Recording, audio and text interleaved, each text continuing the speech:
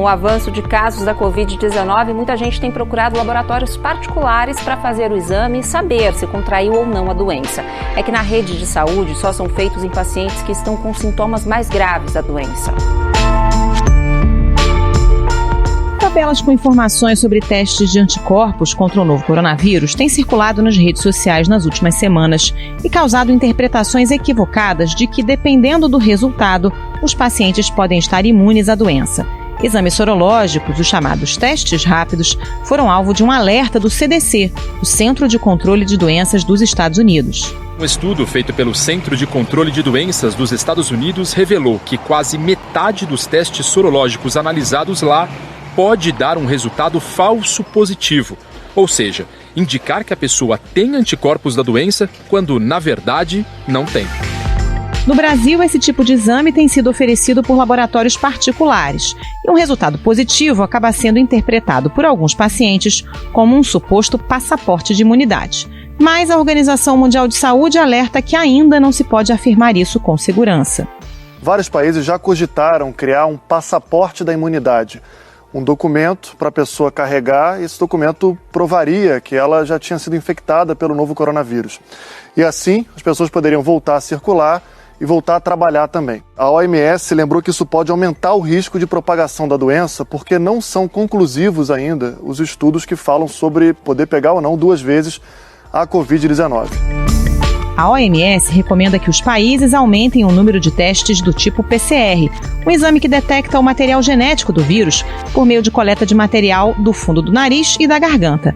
Mas mesmo somando todos os tipos de exames, o Brasil ainda testa muito pouco a sua população, com 2,28 testes por 1.000 habitantes, a pior taxa da América do Sul. No Brasil, a média é de apenas um teste feito para cada caso do novo coronavírus confirmado. O que já se sabe sobre a imunidade em quem já teve Covid-19? Por que os testes rápidos não são confiáveis? Para que eles servem então? E quem apresentou sintomas da Covid e quer saber se teve mesmo a doença ou se está transmitindo o vírus, deve fazer que tipo de teste? Esses são os temas do Ao Ponto desta terça-feira. Eu sou Carolina Moran, hoje sem o Roberto Maltic, e neste episódio converso com a microbiologista Natália Pasternak, pesquisadora do Instituto de Ciências Biomédicas da USP e uma das especialistas do blog A Hora da Ciência do Globo. Fique com a gente.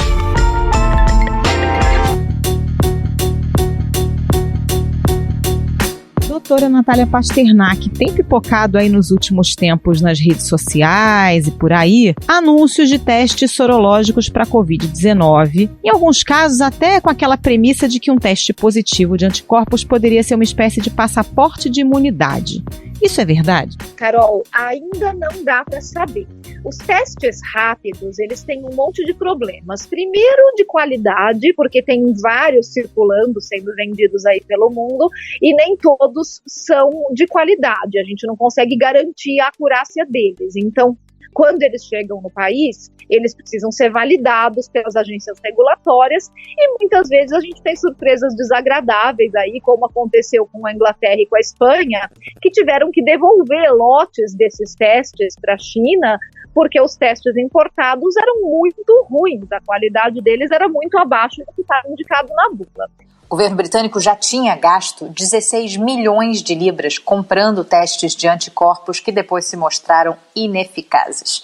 Esse agora, desenvolvido pelo laboratório Roche na Suíça, é bem mais promissor, segundo autoridades de saúde daqui. Então, para começo de conversa, eles não são confiáveis.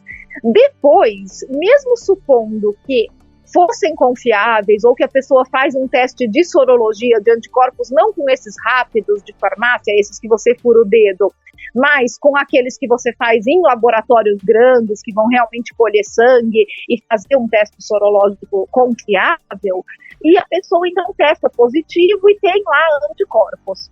Mas a gente não sabe se esses anticorpos são do tipo neutralizantes, que são os anticorpos realmente protetores, e a gente também não sabe quanto tempo eles duram. Essa informação a gente não tem.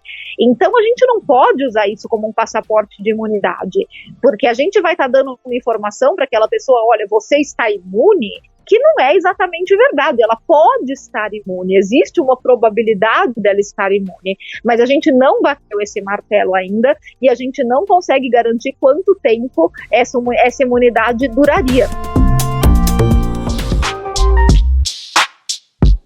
Doutora Natália, a gente já vinha falando que esses testes rápidos poderiam dar o chamado falso negativo, né? A pessoa está contaminada pela Covid, mas faz o teste e ele não detecta os anticorpos. Mas o Centro de Controle de Doenças dos Estados Unidos, o CDC, alertou para a situação oposta, que é o falso positivo em grande parte desses testes. Por que isso acontece? Olha, então vamos explicar como é que são as duas coisas. O falso negativo acontece porque o teste não foi sensível o suficiente para detectar anticorpos, mesmo quando a pessoa tem. Então, a pessoa tem anticorpos, mas aparece o resultado negativo. Por isso que é falso negativo, que não é o negativo de verdade. A pessoa tem os anticorpos, o teste é que não conseguiu detectar. Isso acontece porque o teste tem uma qualidade ruim e a sensibilidade dele não é suficiente para detectar esses anticorpos. Ou pode acontecer porque a pessoa ainda não está produzindo anticorpos, de fato, não tem mesmo, então o teste foi feito no momento errado, porque a gente começa a produzir anticorpos geralmente depois de pelo menos 15 dias do início da infecção. Então, pode ser que o teste foi feito num momento onde realmente não tem anticorpos. Isso tudo pode dar o falso negativo. O falso positivo é a falta de especificidade do teste, é porque ele não é específico o suficiente. Isso quer dizer que ele está lendo outras coisas como se fossem os antígenos do COVID-2. Então, ele está lendo outras coisas que estão reagindo aí como se fossem antígenos do COVID-2, que podem ser antígenos de outros coronavírus, de outros coronavírus que a pessoa teve, né, teve contato e reagiu aí durante a vida, e esse teste está pegando esses outros anticorpos e está dizendo que são anticorpos para o COVID-2, mas podem ser para outros coronavírus de resfriado que circulam por aí. Então, é um falso positivo. Ele está dizendo que a pessoa tem anticorpos, quando na verdade ela não tem. Ela pode ter anticorpos para qualquer outra coisa, ou foi até um erro da reação mesmo. A partir de uma amostra de sangue, o exame indica se a pessoa produziu ou não 2 tipos de anticorpos, IgM ou IgG, que são defesas produzidas pelo organismo quando está ou já foi infectado pelo vírus. A análise pode ser feita em laboratório, ou com kits como esse, parecidos com testes de glicemia. Então, esse resultado, ele é bastante perigoso quando a gente fala do tal passaporte da imunidade, porque 1% de falso positivo, que é, por exemplo, o melhor desses testes rápidos que tem no mercado, ele dá 1% de falso positivo. Parece pouco, né? Você fala, 1% é pouco. Quanto que é 1% de 100 milhões? 1 milhão. Imagina 1 milhão de pessoas na rua achando que estão protegidas, achando que podem usar isso como um passaporte da imunidade, quando na verdade elas não estão. Então esse que é o perigo dos falsos positivos. Agora, se o teste sorológico tem tão pouca acurácia, né, como a gente está vendo aí, tem dar falso positivo, dar falso negativo, dependendo do teste, para que ele serve? Ele serve para fazer estudos de vigilância epidemiológica, para você monitorar uma população. Ele serve muito pouco para dar informação individual. Então, essa informação de será que eu estou imune, isso ele não vai dar, principalmente nesse momento que a gente ainda não sabe como é a imunidade contra esse coronavírus. Mas ele serve para a gente ter um panorama de uma população, para a gente saber qual que é a prevalência da doença nessa população, ver quantas pessoas já se contaminaram, já desenvolveram anticorpos para o vírus. Então, para isso, até esses testes rápidos que são de má qualidade, eles podem ter serventia, porque eles podem ser corrigidos com técnicas de estatística para esses erros que eles apresentam.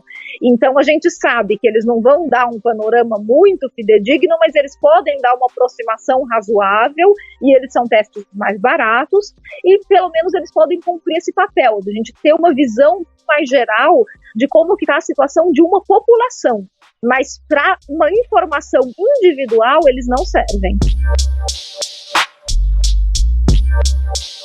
Os testes rápidos no sistema drive-thru vão ajudar a Prefeitura de Niterói, na região metropolitana do Rio, a fazer um mapa da evolução da doença em cada bairro da cidade.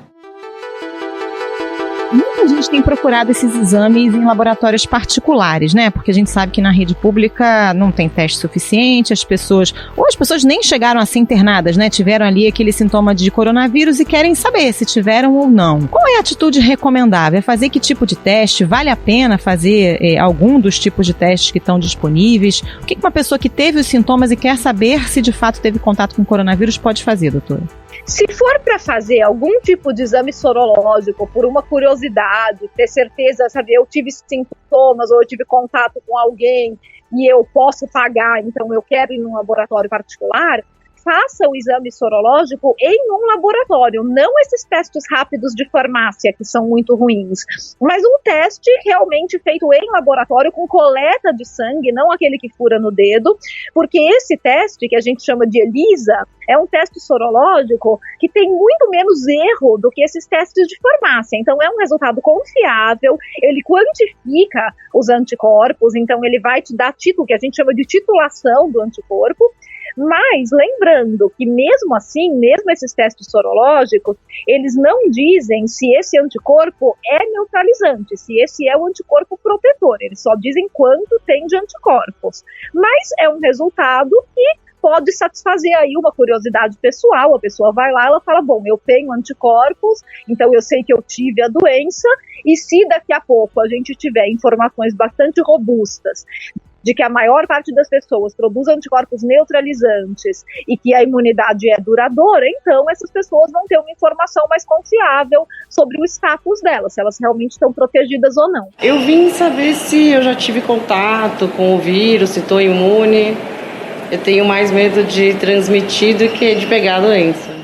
Em que momento esse exame chega no melhor grau ali de acurácia dele? É um tempo depois do surgimento dos sintomas, né? Pelo menos 3 semanas depois do surgimento dos sintomas. Daí é certeza que o teste vai conseguir detectar se você tem anticorpos ou não. E aquele outro tipo de teste, aquele que é do cotonete, né? Aquele cotonete comprido que é colocado dentro do nariz, também na boca, é um teste genético. Para que ele serve? Esse é o teste que realmente vai diagnosticar a doença. Ele vai dizer se você está doente, se você está com o vírus no nariz ou na garganta, que é onde faz a coleta com esse cotonete comprido, que a gente chama de swab. Então, esse cotonete vai coletar material do nariz, bem do fundo do nariz e da garganta, é um teste bem incômodo, e esse material vai ser analisado para procurar o material genético do vírus, o RNA do vírus. Então, se a gente conseguir amplificar o RNA do vírus que está ali, a gente tem toda a condição de te falar, olha, você está com o vírus agora. Então, é um diagnóstico da doença, não, diferente dos testes de anticorpos, que são um diagnóstico do passado, né, do que você, é uma brincadeira até que a gente faz, né, o que você fez no passado. Se você tem anticorpos, é alguma coisa que você está diagnosticando retroativo. O teste de RNA, o teste PCR, não, ele está diagnosticando o que está ocorrendo agora, se você está com o vírus ou não. Então, esse teste PCR ele tem que ser feito enquanto a pessoa está com sintomas. Não adianta esperar passar 3 semanas e ir lá tentar fazer esse teste, porque aí já não vai pegar mais, né? Se esperar muito e os sintomas já tiverem se resolvido, daí pode ser que o organismo já se livrou do vírus e não vai mais detectar. Então, sim, esse teste ele é recomendado quando a pessoa percebe os sintomas e muitas vezes também para os contatos das pessoas que tem esse teste confirmado. Então, a pessoa tem sintomas, vai lá, faz o teste de PCR, confirma que ela está doente, se possível, é interessante fazer em todos os familiares e contatos dessa pessoa para ver se eles também estão contaminados. E daí isolar essas pessoas e fazer a quarentena de pelo menos 15 dias em todo mundo. Pois é, essa quarentena de 15 dias, como é que a pessoa sabe que não está mais transmitindo? O ideal seria repetir esse teste do PCR para saber se ainda tem a presença do vírus ou não, porque eu conheço vários casos, né? A pessoa tem ali sintomas, algumas fizeram teste, outras não, ficam isoladas no quarto ali 15 dias, mas depois fica aquela dúvida, será que eu estou transmitindo ainda?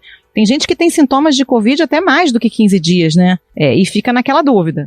E se no início a Covid-19 chegou a ser tratada como uma doença respiratória, aos poucos as pesquisas e a própria experiência dos médicos têm apontado que essa é uma doença sistêmica que traz complicações para vários órgãos em casos mais graves. O ideal, Carol, seria repetir o teste. É claro que a gente não tem teste para todo mundo, então a gente trabalha aí com uma média de 15 dias, ou tem um pessoal que usa também, né, às vezes uma semana após o desaparecimento dos sintomas. Para profissional de saúde, para voltar para o trabalho, ele tem que negativar o teste 2 vezes. Ele tem que repetir o teste 2 vezes, o PCR tem que voltar negativo 2 vezes para ele poder voltar para o trabalho.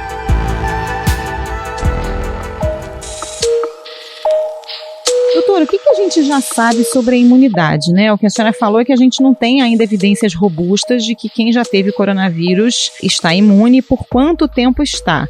Já tem algum estudo que sinalize que pelo menos tem algum tipo de imunidade temporária? O que dá para dizer? Dá para dizer que é muito, muito provável que a gente tenha imunidade e que ela dure aí pelo menos alguns meses. Por quê? Porque estudos em animais mostraram que os animais que ficam doentes uma vez, eles ficam protegidos de uma reinfecção. Então isso foi feito com macacos, os animais ficaram doentes, se recuperaram e daí foram desafiados de novo com o vírus, para ver se eles ficavam doentes pela segunda vez. E isso não aconteceu, eles ficaram protegidos da doença. O que a gente não sabe por quanto tempo. Esses animais vão ser acompanhados agora por bastante tempo e esse teste vai ser repetido para ver por quanto tempo eles ficam protegidos da doença. Mas é um bom sinal. Outro sinal é que a gente está vendo que a gente não está observando reinfecção em pessoas que já ficaram doentes uma vez. Isso também é um bom sinal, garante que provavelmente a gente desenvolve imunidade sim. Os primeiros testes de vacinas também estão dando uma resposta bastante promissora, porque muitas delas estão vendo que as pessoas vacinadas estão reagindo com uma quantidade boa de anticorpos neutralizantes, que são os anticorpos que realmente protegem contra a doença. Cientistas no mundo todo desenvolvem 110 tipos diferentes de vacinas. 8 já estão sendo testadas em humanos. Além da vacina americana, uma chinesa e uma britânica lideram a corrida. Então tudo indica que sim, que a gente vai desenvolver imunidade e que essa imunidade deve durar pelo menos alguns meses. Por que a gente diz pelo menos? Porque ainda não passou mais do que alguns meses, então a gente realmente não sabe. A gente só tem a pandemia aí faz 5, 6 meses, a gente vai ter que esperar mais para ter certeza.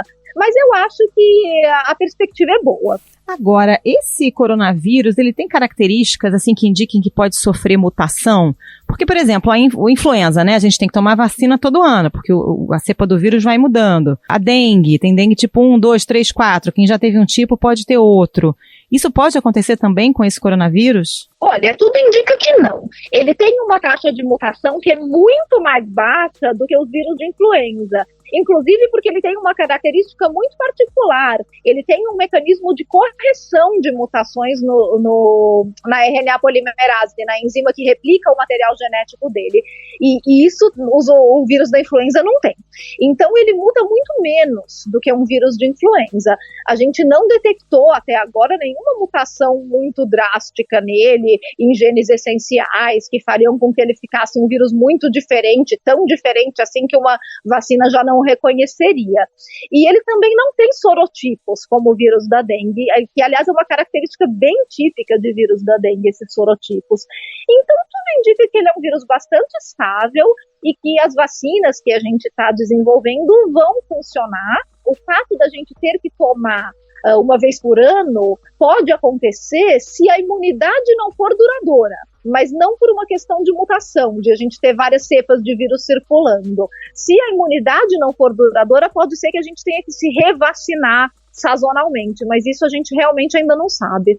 E o Brasil acabou virando, infelizmente, o grande celeiro de coronavírus do mundo, né? O que pode acontecer aqui com uma taxa tão grande de contaminação na população? Agora, várias cidades afrouxando o isolamento social, então a tendência é que isso piore. E hoje, o estado de São Paulo, que é epicentro da epidemia no país, entra numa nova fase de flexibilização do comércio.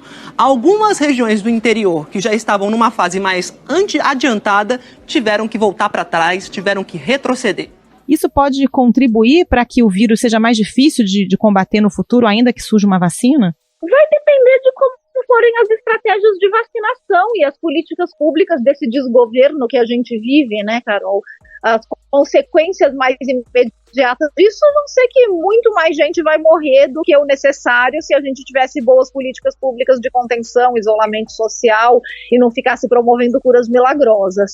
Agora, a única vantagem, não dá para chamar isso de vantagem, mas pelo menos o Brasil serve agora para que a gente possa servir de campo de estudo para testar as vacinas, porque as vacinas precisam ser testadas num local onde a doença circula.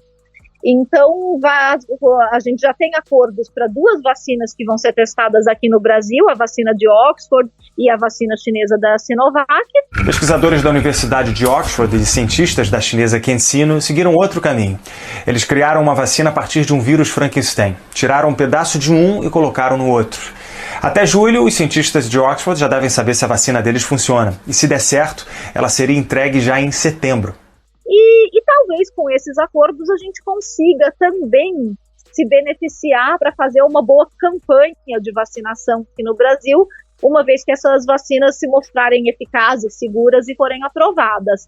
A gente tem vantagens em relação a campanhas de vacinação, nós somos bons nisso. O Brasil tem uma grande tradição não só de produção de vacinas, mas como de campanhas de vacinação. Então nós somos bons nisso, a gente sabe fazer, a gente tem a logística para distribuição, para produção e sabemos fazer campanha. A nossa população é uma população muito acostumada a ser vacinada e que costuma reagir de maneira muito favorável à vacinação. Nós não somos muito acometidos, por exemplo, pelo movimento anti-vacinação, como acontece em alguns lugares da Europa e nos Estados Unidos. Então, se o nosso desgoverno não conseguir atrapalhar até isso, eu acho que a gente tem boas chances de conseguir vacinar a nossa população. Doutora Natália Pasternak, muito obrigada pela conversa, sempre bom falar com a senhora. Até a próxima. Obrigada a você, Carol.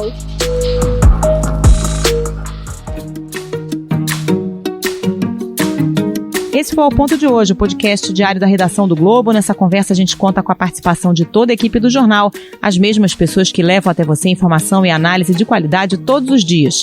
Quer saber mais? Assine o Globo. Acesse assineoglobo.com.br e confira todas as notícias e reportagens especiais. Lembrando que todo o material de combate ao novo coronavírus está aberto, não é necessário ser assinante.